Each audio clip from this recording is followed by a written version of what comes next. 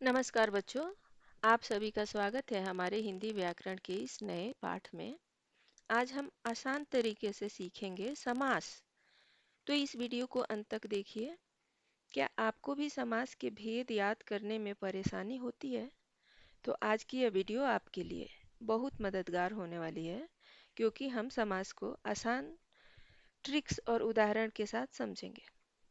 सबसे पहले हम समझते हैं कि समास क्या है। तो जब दो या दो से अधिक शब्द मिलकर एक छोटा और अर्थपूर्ण शब्द बनाते हैं उसे समास कहते हैं। राइट। जैसे जैसे उदाहरण के रूप में हम देखते हैं, राजा का पुत्र को छोटा करके हम राजपुत्र लिखते हैं। यही तो समास है आसान भाषा में।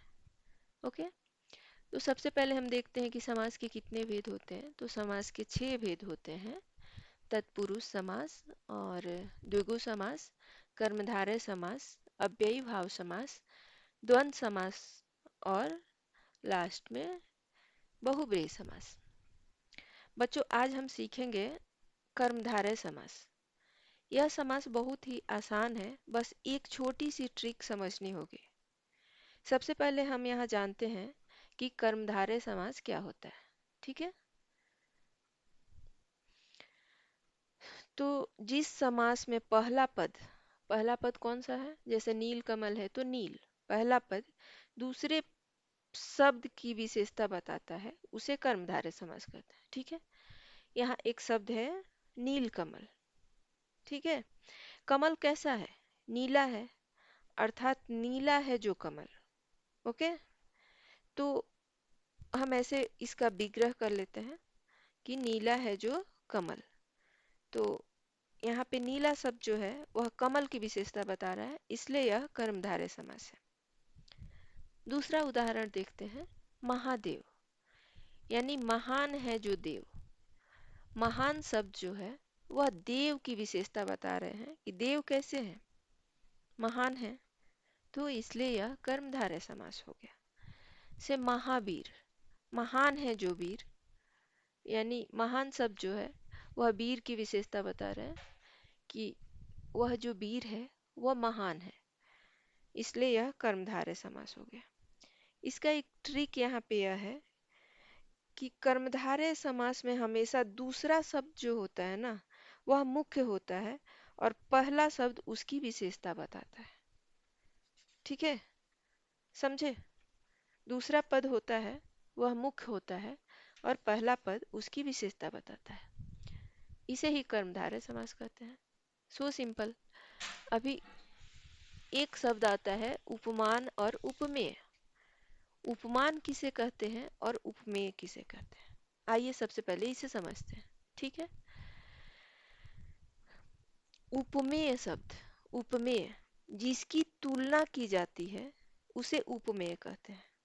यानी जिसके बारे में हम बात कर रहे हैं वह उपमेय हो गया। और उपमान क्या हो गया? जिससे तुलना की जाती है उसे उपमान कहते हैं। अर्थात जिसके समान बताया जाता है वह उपमान हो गया। जैसे चंद्रमुख, तो चंद्र के समान मुख। मुख क्या है? किसके बारे में बात हो रही है? मुख के बारे में। जिसे हम खाते हैं मुख के बारे में बात हो रही है कि वह कैसा है? चंद्रमा के समान है। तो मुख जो है वह मेन शब्द है और वह उपमेय हो गया। और चंद्रमा से उपमा दी जा रही है मुख की, तो वह उपमान हो गया। ठीक है। यहाँ पे हम ऐसे समझ सकते हैं कि जिसको कंपेयर किया जाए वह उपमेय है और जिससे कंपेयर किया जाए वह उपमान है। चंद्रमुख में मुख उपमेय हो गया और चंद्र जो हो गया वह उपमान हो गया। ठीक है, समझे?